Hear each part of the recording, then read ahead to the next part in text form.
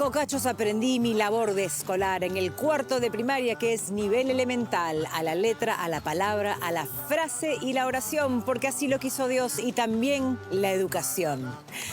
Hola, soy Denise Arregui y esto es Presencia Cultural, que hoy desde el Parque del Amor rinde un tributo muy especial por el centenario del gran Nicomedes Santa Cruz. Y no solamente con esa décima que recuerdo bien de la época del colegio, sino también con una entrevista muy sentida a su hijo, Pedro Santa Cruz, que va a compartir recuerdos íntimos de su padre, como cuando salía a acunarlo y recomendarle lecturas, o como cuando componía y escribía sus décimas en cualquier superficie que encontrara a mano. Y por supuesto vamos a tener algo de arte contemporáneo. Visitaremos la exposición Grabados de Ángela Salas. Esa es una exposición introspectiva con imágenes llenas de delicadeza, mucho oficio, y nos vamos a detener también en Residencia en Estrasburgo y otras fantasías, esta exposición de Ani Flores. Y como cada semana, Raúl Cachay nos va a traer en El placer de los ojos con un clásico inolvidable, Tiburón, a 50 años de su estreno. Cine que ya hizo historia y de Yapa, series que buscan hacerla. No te despegues, esto y mucho más hoy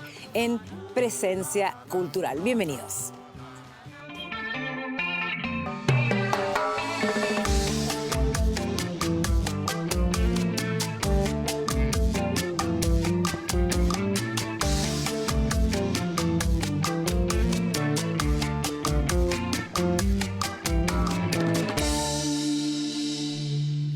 Y cómo no, en Presencia Cultural, pues vamos a celebrar el centenario del nacimiento de uno de nuestros grandes referentes, Nicomedes Santa Cruz.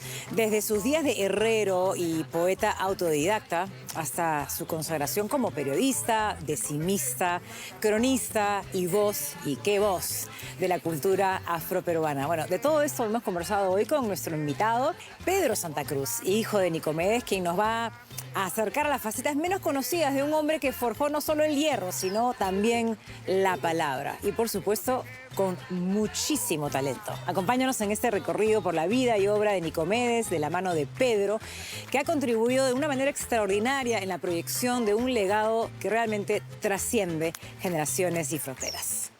Pedro, gracias. Gracias por estar aquí. Sé que se vienen unos días muy ocupados, porque se van a festejar pues, el centenario del nacimiento de Nicomedes. Él ha tenido muchas etapas, ha tenido niveles de altísima productividad laboral, haciendo un poco de todo, ¿no? Sí. Aparte en diferentes épocas, en una época acá, luego en España sobre todo, que es el tiempo que me imagino que tú más lo has visto trabajando. Es una persona que ha puesto que revalorizó la décima. Sí. Hay algo de eso que compartía de pronto en familia, ¿no?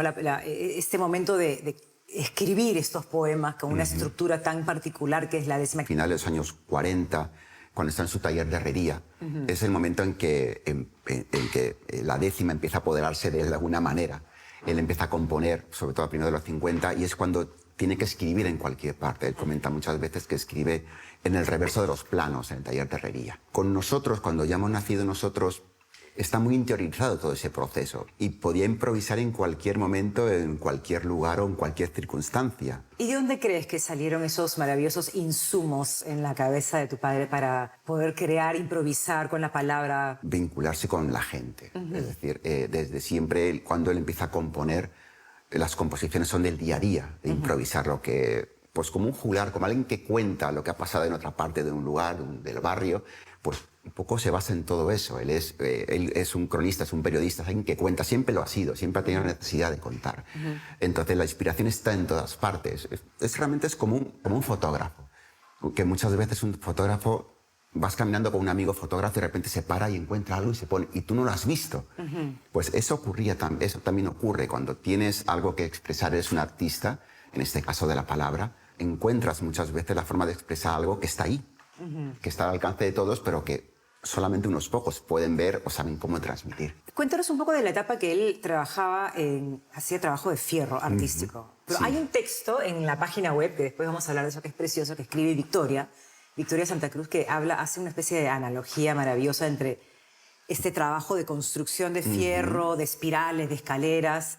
Hace una especie de metáfora de la palabra, ¿no? Ese trabajo, digamos, artístico concreto, con lo físico del trabajo de fierro con la palabra. Me pareció muy lindo.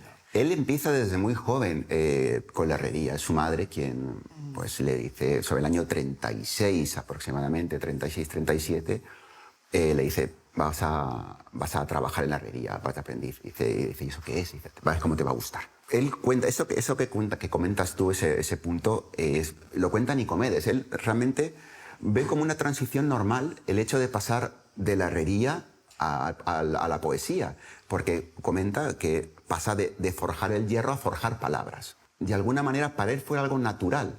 Lo que no fue tan natural fue encontrar, es decir, sé que quiero contar algo, sé que es la poesía, pero exactamente qué tipo de forma. No llegó, la décima no llegó al momento. Buscó distintos medios de expresión, pero no terminaban de llenar. Y fue cuando, a través de Porfirio Vázquez, cuando en el año 45 le conoce, escucha décima y dice, y recuerda además a su madre que la arrollaba en décimas, y dice, yo conozco esta forma y yo puedo crear también de esta manera. Y es cuando hace el clic y cuando encuentra su modo de expresarse. Inicia el toque la prima, pero es más lindo un bordón.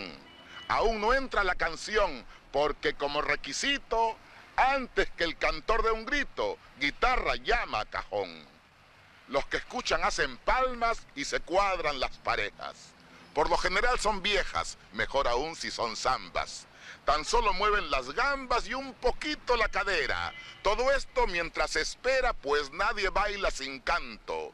Sigue llamando entre tanto cajón a la voz primera. Nicomedes Santa Cruz volvió célebres las llamadas décimas. Ahora, ¿qué son las décimas? Para quienes todavía no están muy enterados, se tratan de composiciones que tienen 10 versos y cada uno de estos versos tiene 8 sílabas métricas. Bueno, suena sencillo, pero llevarlo a la práctica exige algo más que técnica. Se necesita agilidad mental, un oído muy afinado y un profundo sentido de la improvisación.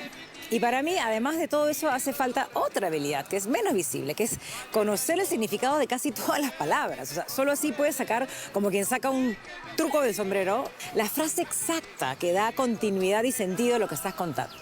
El canto inicia el paseo con un saludo en el cruce. Media vuelta los conduce a otro cruce y al careo. Tras lateral con toneo, vuelta y trocar posición. Como dicha operación se da al fin de cada estrofa, en vez de bailar por mofa, escuchen con atención. Como quien sudor enjuga, un momento se reposa. Prosigue la resbalosa y viene después la fuga. El bailarín se apechuga, ella sube la pollera. Como peruana bandera, blanco y rojo dos pañuelos, dicen en airosos vuelos, aquí está la marinera. ¿Cuál sería la manera más sencilla de conocer hoy la esencia del trabajo de tu padre? Hay tantas maneras, hay publicaciones, hay páginas web, hay de todo, pero ¿qué nos sugieres tú para aquellos jóvenes que quisieran acercarse por primera vez al trabajo de Nicomedes Santa Cruz? Ahora hay, por ejemplo, mucho el tema de las guerras que hay en cuanto a improvisar textos, y eso es lo que Nicomedes hacía con las décimas. Ahora cuando ves a dos jóvenes que rapean o no sé cómo, exactamente, es algo que Nicomedes ya hacía hace 60 años. Entonces, Nicomedes está mucho más presente en sus vidas de lo que ellos piensan. Entonces, una manera sería esa, en ese sentido. Es decir, pues hay muchas formas de llegar también a través de la música, a través del día a día, a través de la reivindicación también, es decir, tener orgullo de quién eres y dónde estás. Ahora, su etapa de periodista más fuerte ha sido en sus años en España, en Madrid, que trabajaba en una radio, ¿no? Una radio muy popular.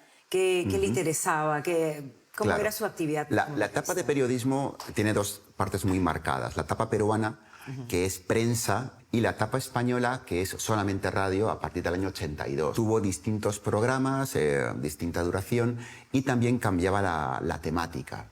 Podía entrevistar a personalidades iberoamericanas que pasaban por Madrid para eventos puntuales, o acudir a actos que se presentaban, o también tener programas especiales dentro de programa pues, dedicado a los carnavales, por ejemplo, elegir la temática. Entonces fueron distintos los puntos que él tocó, pero sobre todo lo importante es que fuera de la programación habitual que tenía en Radio Exterior, él produjo 3 programas aparte, uno de ellos además premiado, fuera Juglares de Nuestra América, que trataba del tema de los juglares, de los trovadores en los distintos puntos, decimistas en el Perú, pues en Cuba, trovadores, es decir, en otras partes, payadores en argentinos. Esos programas son el resultado de todos los años de estudio que tuvo en el Perú, porque publicó muchos artículos. En España lo que ocurre es que todo eso se plasma en lo que es la radio. Radio Exterior pone a su disposición los medios para llegar al mundo entero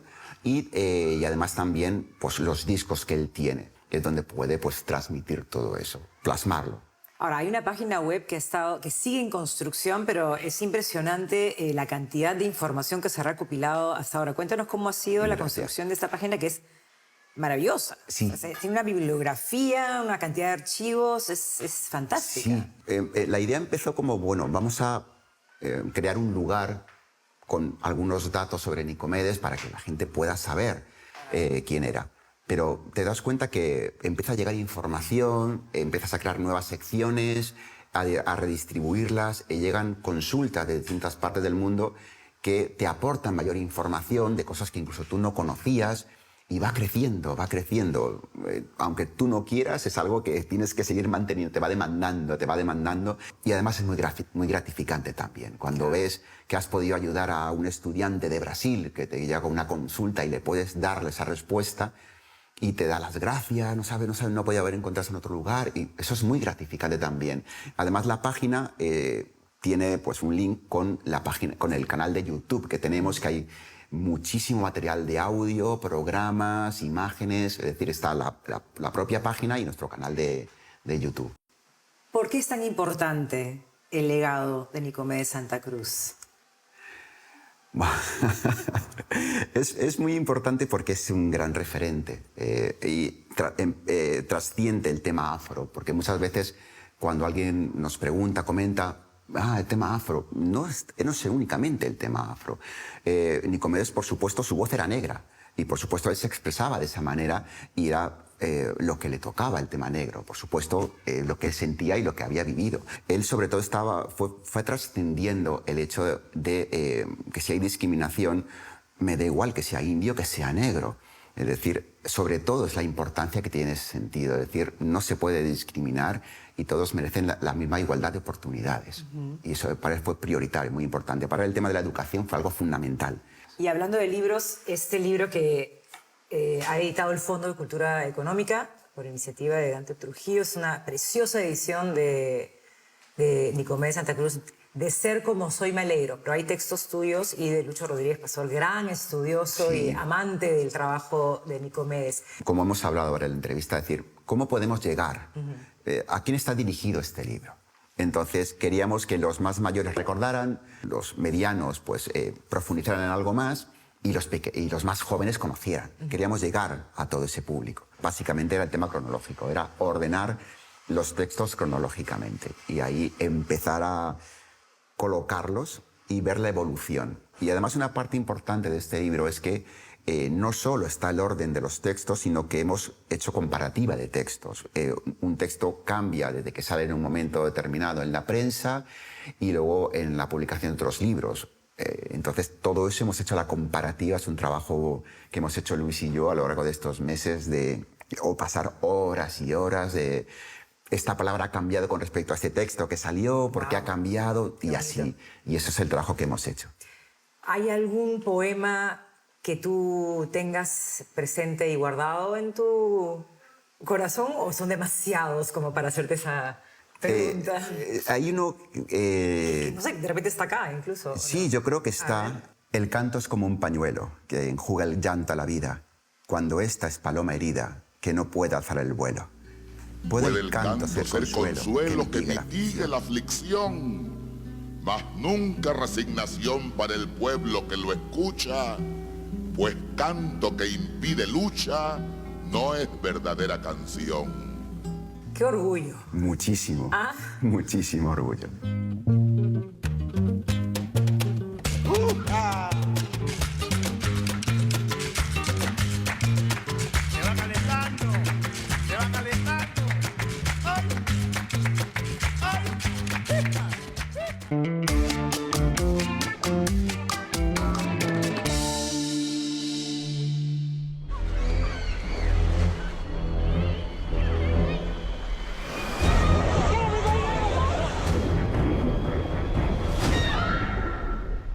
yell shark. We've got a panic on our hands on the 4th of July. Hace algunos días, el 20 de junio, se celebró el 50 aniversario de una película absolutamente icónica. Me refiero a Tiburón, Jaws, de Steven Spielberg, que es considerado por muchos como el primer blockbuster de verano de la historia del cine, la primera película evento, como se conocen estos lanzamientos que son acompañados con grandes campañas de marketing, con campañas de intriga, etcétera, etcétera. Tiburón, que ha cumplido 50 años, creo que es un film increíble que se mantiene absolutamente fresco, sorprendente, incluso aterrador por momentos, pese a todo el tiempo que ha transcurrido desde su estreno original. Es un film que tiene muchos rasgos icónicos y memorables, desde el guión basado en el bestseller de Peter Benchley, Jaws, que está, por cierto, inspirado en hechos reales ocurridos en la bahía de Nueva Jersey a comienzos del siglo XX. También, por supuesto, por la banda sonora de John Williams, que es completamente icónica. Creo que todos la identificamos con la presencia aterradora de este monstruo acuático que nos acecha.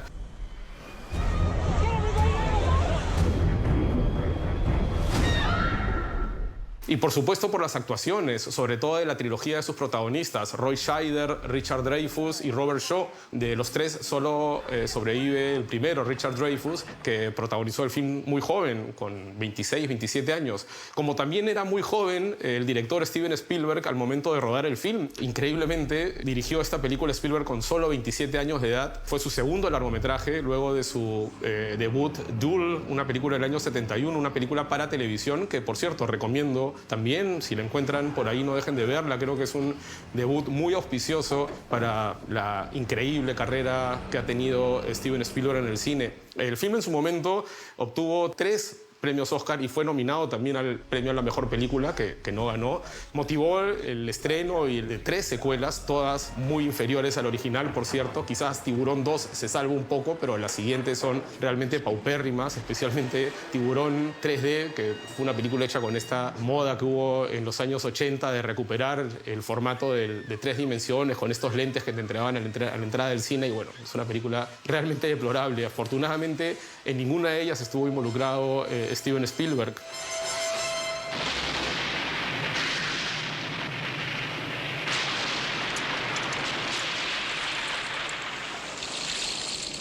De hecho, se podría decir que Tiburón inauguró una suerte de subgénero dentro del cine de terror dedicado a películas sobre tiburones, y hemos visto de todo, desde sagas y franquicias muy esperpénticas pero al mismo tiempo bastante divertidas, como las de Sharknado o las de Megalodón, hasta películas bastante más interesantes que tienen a tiburones acechando a seres humanos, como por ejemplo Alerta en lo Profundo de Renny Harlin, Open Water, una película más reciente. En fin, han habido de todo, y hay que también de alguna manera culpar a Tiburón por anacondas, pirañas, cocodrilos, en fin, todas las bestias acuáticas que han poblado las pantallas desde entonces. Mal que bien, la responsabilidad es de Spielberg con este segundo largometraje, que a propósito de estos 50 años, por cierto, se estrenará una nueva versión restaurada en 4K, en Blu-ray, que tiene más de 5 horas de material extra, escenas descartadas en su momento, documentales detrás de cámaras, en fin, muchísimo material extra para los fanáticos de Tiburón y para celebrar este 50 aniversario de una película absolutamente icónica e imprescindible en la historia del cine.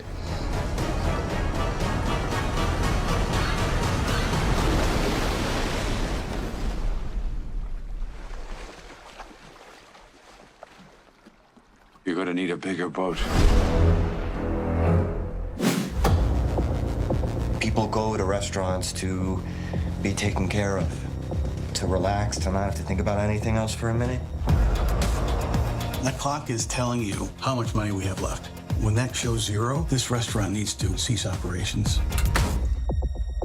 En los próximos días volverán a las plataformas de streaming algunas de las series más populares de los últimos tiempos y más celebradas también por la crítica, por cierto. De hecho, el 25 de junio llegará a Disney Plus la 4ª temporada del Oso, la serie dramática concebida, creada por Christopher Storer y protagonizada por un reparto realmente espléndido, formado entre otros por Jeremy Allen White, Yvonne Moss-Bachrach, Ayo Edebiri, Jamie Lee Curtis, la gran actriz que tiene un papel recurrente como actriz invitada en cada una de las temporadas temporada de esta serie, que hasta el momento ha recibido 5 Globos de Oro y nada menos que 21 premios Emmy, y que se espera que en esta cuarta temporada recupere un poco el buen rumbo que había tenido especialmente en las 2 primeras temporadas de la serie, que recibieron muchísimos elogios de la parte de la crítica, algo que lastimosamente no ocurrió con la tercera temporada, que obtuvo reseñas más bien variadas en los medios especializados.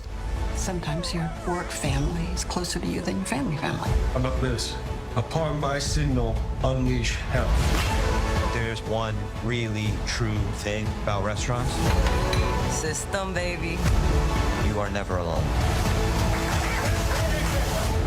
2 días después, el 27 de junio, llegará la tercera y última temporada, según lo ha anunciado Hwang Dong-hyuk, su creador de El Juego del Calamar, de Squid Game, la muy popular serie de Netflix, que de hecho es la producción internacional más vista a nivel global de esa plataforma, que tendrá, como les digo, a partir del 27 de junio sus capítulos finales, aunque estoy convencido de que en el futuro podremos ver secuelas, spin-offs, etcétera, etcétera, todo ambientado en el mundo de este juego mortal que se significa en Corea del Sur. 456번.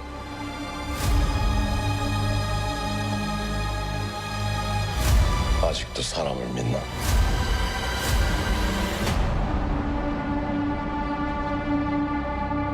Siguiendo con las series, ya hace algunos días llegó también otra temporada final al streaming, en este caso a Paramount Plus. Me refiero a la última temporada de The Handmaid's Tale, traducida como El Cuento de la Criada, esta serie basada en la novela distópica de Margaret Atwood y protagonizada por Elizabeth Moss, que también se ha convertido en una serie de culto, muy sintonizada, muy popular de los últimos años, que en su caso, si bien llega a su final como The Handmaid's Tale, tendrá un spin-off, una secuela llamada Los Testamentos, también basada en la novela de Margaret Atwood, que llegará próximamente a las plataformas de streaming.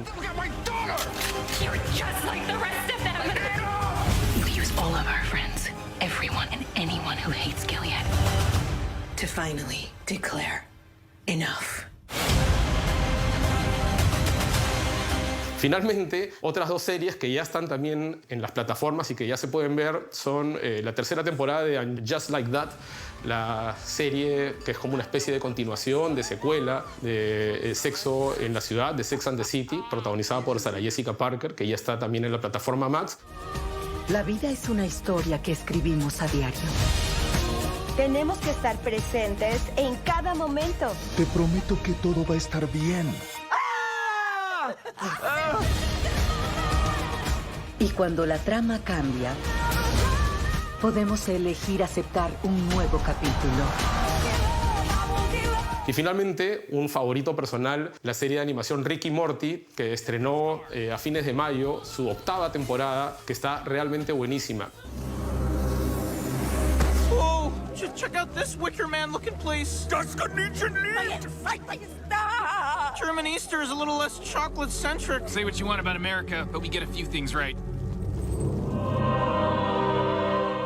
Finalmente, en cuanto a nuevas producciones, próximamente llegará también al streaming, a Disney Plus, Ironheart, la nueva serie del mundo, del universo de Marvel, que en este caso creo que despierta muchas expectativas porque su productor ejecutivo es Ryan Coogler, el director, por ejemplo, de Black Panther o de Wakanda Forever y de la reciente y muy recomendable también Sinners, que ya está en el streaming, que no se la pueden perder.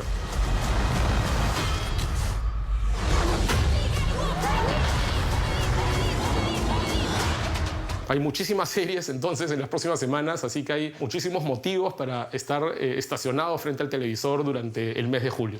The best high concept sci-fi rigmarole in the universe is back. Mob Justice!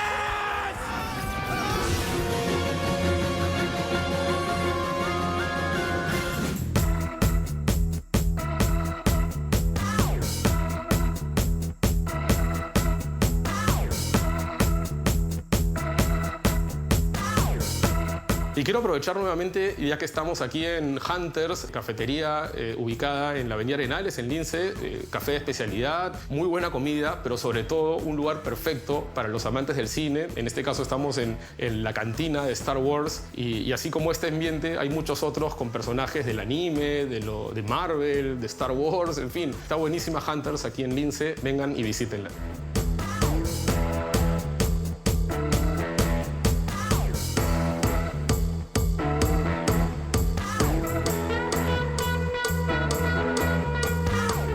Vamos a hacer una recomendación de teatro. Proyecto Ugaz lleva al escenario una historia real, que es la investigación periodística que realizó Paola Ugaz junto a Pedro Salinas sobre los abusos sexuales y psicológicos cometidos en el sodalicio de Vida Cristiana y que terminó, como ya sabemos, con la disolución de esta organización religiosa. Pero más allá de la denuncia, la obra también se detiene en el costo personal que supuso para Paola enfrentarse a ese poder.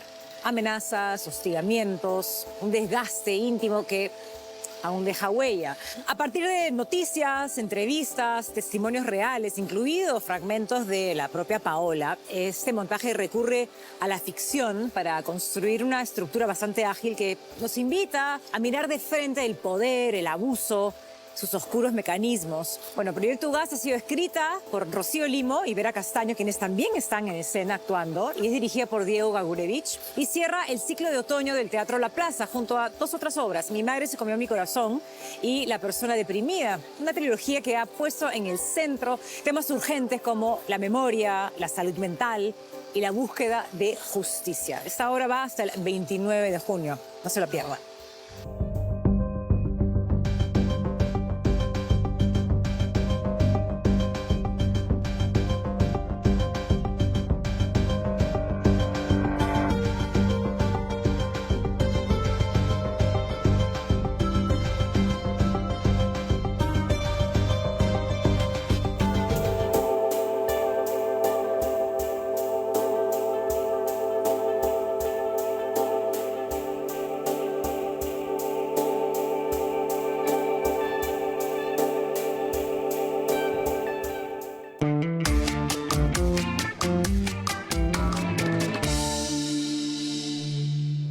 Soñar con una isla griega también te puede conducir a Estrasburgo.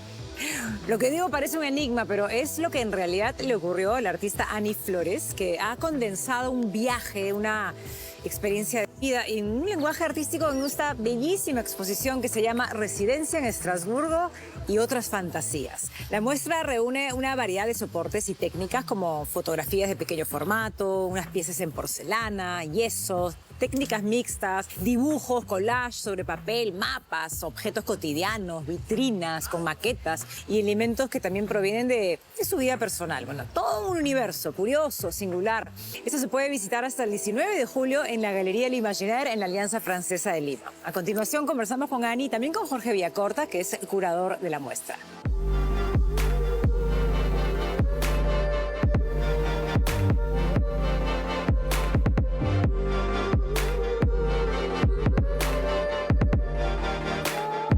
Residencia en Estrasburgo y otras fantasías es la primera individual de Annie Flores, artista peruana, en una década. La artista rememora como una fantasía más en su vida esos cerca de 13 años que vivió en Estrasburgo, entre 2003 y 2012 primero y luego entre 2016 y 2019. Se trata de una exposición entonces en donde nada puede ser tomado al pie de la letra. Hay ciertamente muchos elementos que se corresponden con la realidad, pero que en el caso de Annie Flores están transformados. La artista trabaja en una gran diversidad de materiales y el visitante va a encontrar soportes de distinta naturaleza.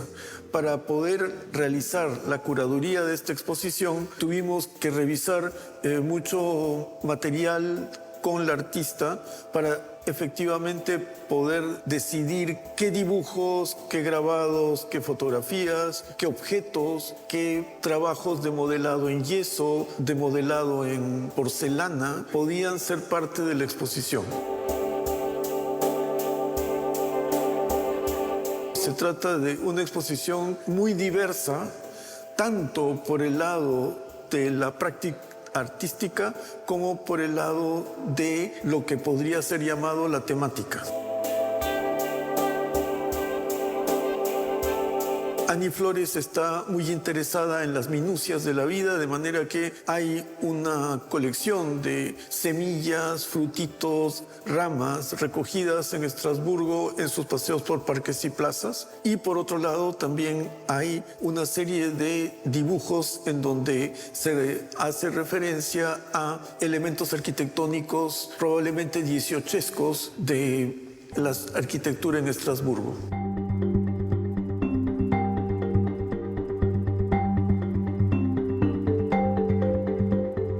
Es la primera vez que al lado de mis trabajos incluyo objetos cotidianos míos, traídos de Francia, que tienen diferentes características, desde orgánicos, también hay algunos pequeños sobre mi niñez, porque descubrí toda una nueva relación con los objetos. Hay diferentes técnicas, están estos objetos muy concretos, hay un grabado que en realidad es una monotipia, un monotipo, una técnica mixta con collage, que es mi silueta, que es una forma recurrente que se va a encontrar en diferentes trabajos. ¿Y cómo surge esta forma? Hay una foto al costado que la acompaña, donde pedí que me la tomara en una instalación en Frankfurt y la luz viene desde atrás y se proyecta mi silueta. Y es una forma que también asocio como una silueta de una isla griega o de una montaña, ¿no? También hay unos bocetos que espero que descubran, que tienen que ver con unos sueños, porque de maremotos, que también son temas constantes en esas épocas. Y también mis sueños son una fuente de inspiración para mí.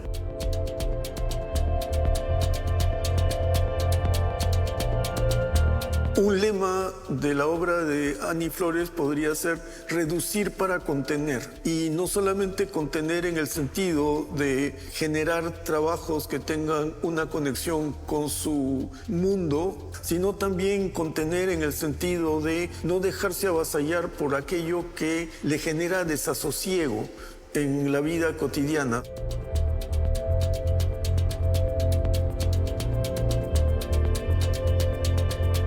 Invito al público a visitar la muestra Residencia en Estrasburgo y otras fantasías de la artista peruana Annie Flores. Les garantizo que nunca van a haber visto algo igual.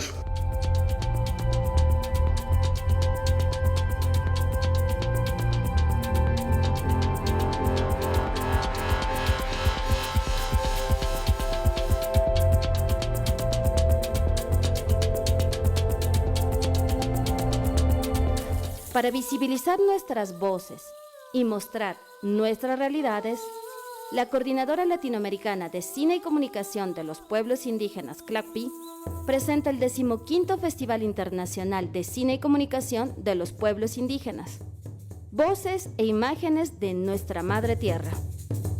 En este nuevo encuentro queremos visibilizar estas realidades abordando... En lo que va del presente año, los festivales de cine se han convertido en la mejor alternativa posible a la uniformidad y, hay que decirlo, la mediocridad que suele poblar la cartelera comercial. Este año hemos tenido el Festival de Cine Francés, hemos tenido el Festival al Este, la primera edición del Festival Lima Doc, dedicada al formato de no ficción, todos eventos increíbles en los que hemos podido ver estrenos y películas que de otra manera no hubieran llegado a nuestras salas. Y ahora llega el turno a la edición número 15 del Festival Internacional de Cine y Comunicación de los Pueblos Indígenas, que hasta el 28 de junio presentará más de 50 películas de realizadores de pueblos originarios de todo el mundo, que abarcan ficción, documental, cinearte, videoclip, animación, en fin. Habrá muchísimo que ver en distintas sedes, además, porque es un festival descentralizado que se podrá ver, por ejemplo, en el cine de la Biblioteca Nacional del Perú, en la Universidad de San Marcos, en el Centro Cultural de la Católica, en fin. Recomiendo revisar las redes sociales y la página web del festival para cotejar la programación y los horarios. Este año, además, el festival traerá un invitado especial realmente notable. Me refiero a Zacarías Kunuk, un realizador nativo de origen canadiense que presentará su más reciente film, Esposo Equivocado, una película muy reciente del año 2025 que se estrenó en el marco de la última edición del Festival de Berlín.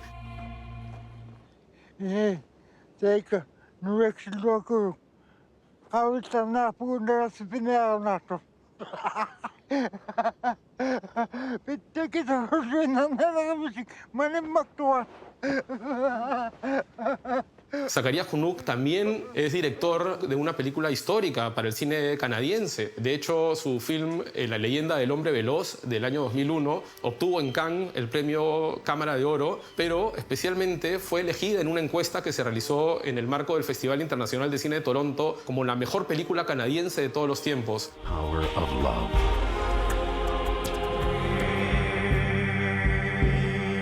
From one of the oldest cultures on Earth comes a film of tremendous accomplishment and grace.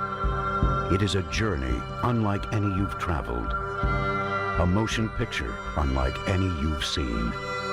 A film Roger Ebert calls an astonishing epic film. The Fast Runner. Zacarías Hunuk llega a Lima y ofrecerá mañana lunes en la Universidad de San Marcos una clase maestra que creo que va a ser absolutamente imperdible. El festival, como les digo, estará hasta el 28 de junio. Hay muchísimo que ver y creo que es un acontecimiento increíble que funcionará también como una especie de antesala del próximo Festival Internacional de Lima, que ya esperamos con ansias que publique su programación y que nos cuente quiénes serán los invitados en esta edición. No se pierdan el Festival de Cine y Comunicación de los Pueblos Indígenas, que estará hasta el 28 de junio en distintas sedes de Lima y el interior del país.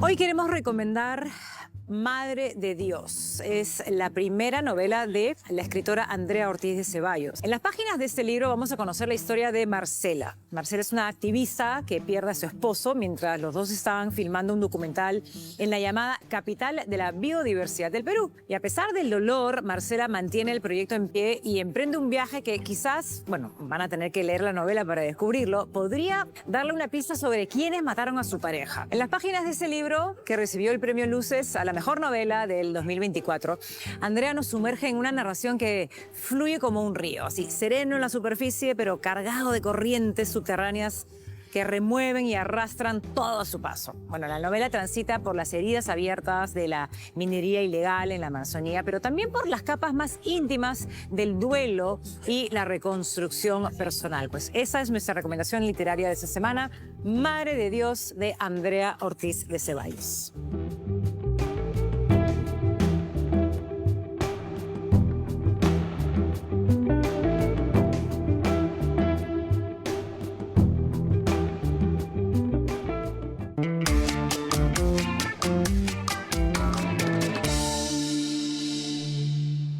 Una búsqueda, una mirada, una introspección.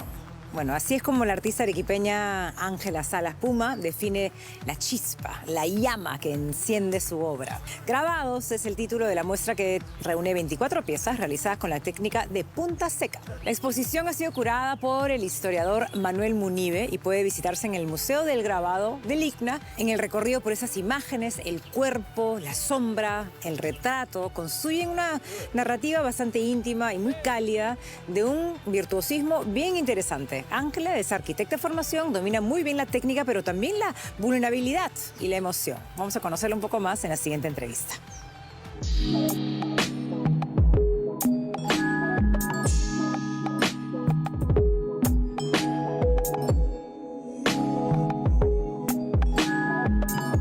La exposición Grabados es una muestra de 24 piezas, todas realizadas en la técnica de punta seca, grabado. Mi trabajo es mirar hacia adentro, una introspección para recolectar retazos de mi memoria. Por eso mi trabajo es tan personal. A través de la tinta y la punta seca, trato de plasmar estas ideas para convertirlas, materializarlas en grabados. De esta manera podrán ver diferentes estados o emociones por los que he transcurrido, como por ejemplo la tristeza, la desilusión, desesperanza, entre muchos otros. Es como una muestra antológica que selecciona, es una selección de mi trabajo desde el año 2022 hasta este año. todos han sido realizados en el taller de grabado de Luis Solorio en Arequipa. Mis grabados son el resultado de un análisis, de una introspección. Todos son trabajos muy personales, muy autobiográficos de cierta manera, y a través del cuerpo, el autorretrato, la luz, la sombra y bueno, el espacio, le doy vida a estas vivencias, a esta serie de vivencias y experiencias personales. Al expresar sentimientos o emociones tan personales pero a la vez compartidas, lo que quiero es que logre representar un malestar, sentimientos que compartimos todos porque vivimos en una sociedad cada vez más caótica, cada vez más difícil. Entonces, me gustaría que a través de mi experiencia y de mis grabados puedan sentirse reconocidos, puedan verse a través de ellos.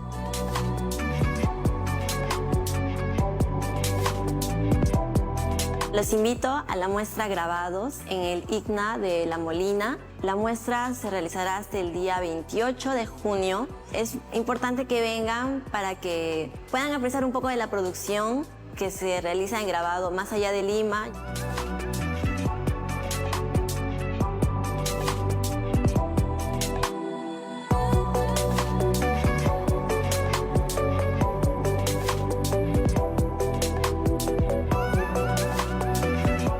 Bueno, hoy con la famosa escultura de Víctor Delfín, El beso, como telón de fondo, vamos a recordar pues que hay palabras que no se las lleva el viento. Palabras como las del gran Nicomedes Santa Cruz que siguen sonando con fuerza 100 años después. Gracias a Pedro Santa Cruz por acompañarnos con tanto cariño y generosidad para rendir este homenaje que no solamente es un tributo familiar, sino bastante colectivo. Gracias también a los artistas y creadores que han compartido sus mundos esta semana, Ángela Salas, Ani Flores, y a todos los que siguen haciendo del arte un espacio de introspección, de crítica, de belleza, de verdad.